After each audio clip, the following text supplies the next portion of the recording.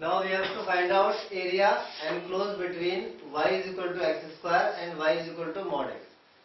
अब मैं ये पूछ रहा हूँ सूरज से, ये क्या है? कौन सा वाला?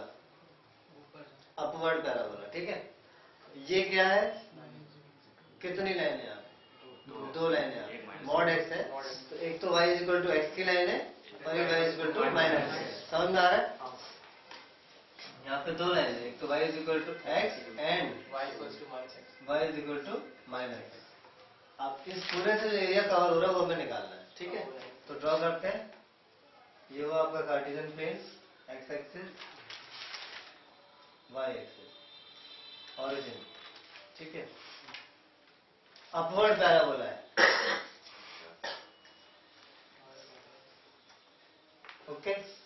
उस दिन मैंने बताया था आपको y is equal to x की लाइन अगर कुछ भी प्लस माइनस में नहीं है तो ये लाइन हमेशा ऑरिजिन से पास करेगी और फर्स्ट और थर्ड क्वाड्रेंट के बीच में से जाएगी। और अगर यहाँ पे √3 या कोई नंबर है तो वो एंगल 45 के अलावा कुछ और हो सकता है, पर आप बीच में ड्रॉ कर दो चलेगा, क्योंकि हम वो पॉइंट निकालें जहाँ पे वो काटेगा। और ये तो एग्जैक्टली 45 से होके जाएगी, क्योंकि जब x1 तो y1, x2 तो y2, x-3 तो y भी -3। तो ये ऐसी लाइन है जो ऑरिजिन से पास करेगी, फर्स्ट और थर्ड क्वाड्रेंट से जाएगी और एंगल भी दोनों के साथ क्या बनाएगी? 45।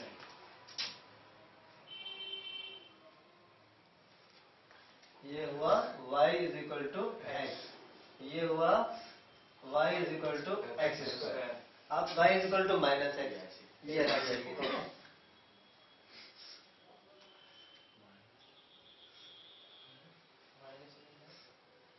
अब देखो एक और बात, हमने दोनों लाइन ड्रॉ कर दी।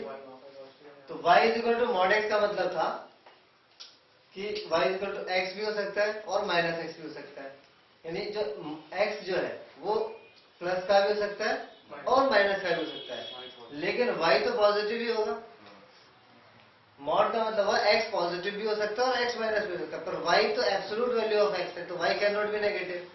तो ये दोनों लाइन कंसीडर करनी है, पर दोनों लाइन में वो पोर्शन कंसीडर करना है जहाँ पे y पॉजिटिव है। आपको पता है यहाँ से ऊपर जाएंगे तो y पॉजिटिव होता है, नीचे जाएंगे तो y नेगेटिव। ड्रॉ करके मैं दोनों समझाया, लेकिन आपको आपके क्वेश्चन के हिसाब से ये वाला पोर्शन हमारे को कंसीडर करना ही नहीं है, क्योंकि y is absolute value of x, can not be negative.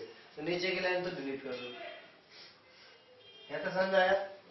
तो पैराबोला और इन दोनों लाइनों से घिर के कौन सा एरिया बन रहा है? तो ये वाला बन रहा है और ये वाला बन रहा है, ठीक है। ये दोनों सेम होंगे। हर क्वेश्चन में बताया इस तरह का एरिया सिमेट्रिकल होता है, तो दोनों निकालने की जरूरत नहीं पड़ेगी। दोनों भी निकाल लो तो भी वही आएगा आंसर। हम एक ही निकालेंगे, दुगना कर देंगे। तो हम निकालेंगे फर्स्ट क्वाड्रेंट वाला। तो उसके लिए आपको ये पॉइंट पता होना चाहिए कि यहाँ से कहाँ तक का चाहिए। तो इस पॉइंट के लिए पहले पता लगाना है ये क्या है, यहाँ पर x कितना है। यहाँ पे x और y दोनों होंगे और y कितना है उससे लेना देना नहीं है, x वही होगा जो यहाँ पे होगा। क्लियर है? तो अगर आपको इस पॉइंट को निकालना है तो ये है क्या? y is equal to x और y is equal to x square का इंटरसेक्शन पॉइंट है। तो सब्स्टिट्यूशन लगा देते हैं। तो solving y is equal to x and y is equal to x square. तो y की वैल्यू x यहाँ पे रख दो, तो x is equal to x square. तो इसको उधर ले जाओ, तो एक्स स्क्वायर माइनस एक्स बराबर 0। x कॉमन ले लो, x minus 1 is equal to 0। x की वैल्यू एक तो आ रही है 0, 1। इसका ये मतलब हुआ ये लाइन और ये पैराबोला आपस में दो जगह कट रहे हैं। दो जगह में एक जगह है x बराबर 0 और एक x बराबर 1, क्योंकि आपको क्लियरली दिखाई दे रही है। लाइन और पैराबोला एक ऐसी जगह कट रहा है जहाँ ओरिजिन है, वहाँ पे x 0 है, ठीक है। और दूसरी जगह जहाँ कटा है वहाँ पे x 1 है। यहाँ पे x 1 है, y कुछ होगा तो ये पॉइंट लिखोगे तो y भी निकालना पड़ेगा। हमें ये पॉइंट जरूरत ही नहीं है, हमें ये पता लगाना था इस पॉइंट पे x क्या है। तो x पता लग गया 1 है, तो यहाँ पे x 1 है तो यहाँ पर भी 1 ही होगा। तो ये पॉइंट क्या हुआ? समझ आया? इस यहाँ लिखोगे तो फिर y भी निकालना पड़ेगा, तो वहाँ में क्यों लिख रहे हैं? हाँ ठीक है, y इक्वल टू एक्स। चलो यहाँ पे तो आसानी से पता चलेगा कि y इक्वल टू एक्स। अगर लिखना भी चाहो तो y कितना होगा? 1 होगा। एक ही क्वेश्चन में सॉल्व करके निकालना पड़ रहा है तो मत निकालो, क्योंकि हमें उसकी जरूरत ही नहीं है, ठीक है। यहाँ पे तो चलो y is equal to x को लिख लो, नहीं भी लिखो तो चलेगा, हमें ये चाहिए होती लिमिट। अब ये एरिया निकलेगा कैसे, ध्यान से देखना। अगर 0 to 1 लिमिट लेके मैं y ऑफ लाइन डालता हूं, तो 0 to 1 मैं x एक्सिस से ऊपर और जिस कर्व का आप y पुट करते हो उसके नीचे का एरिया आता है। तो जब लाइन का y पुट करोगे तो ये जो चाहिए ये तो आगे ही आएगा, ये वाला भी आ जाएगा जो कि हमें नहीं चाहिए, तो ये माइनस करना पड़ेगा।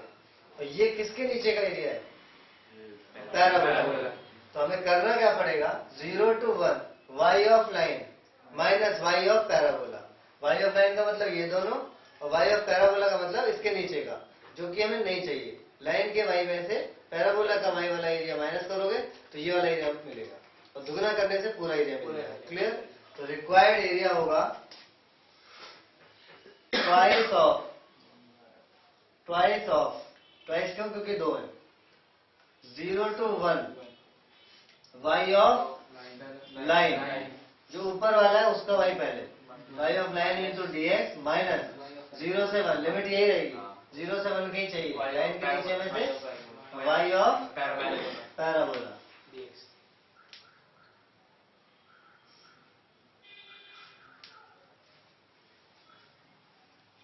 y of line x, y of line क्या है x, y ऑफ पैराबोला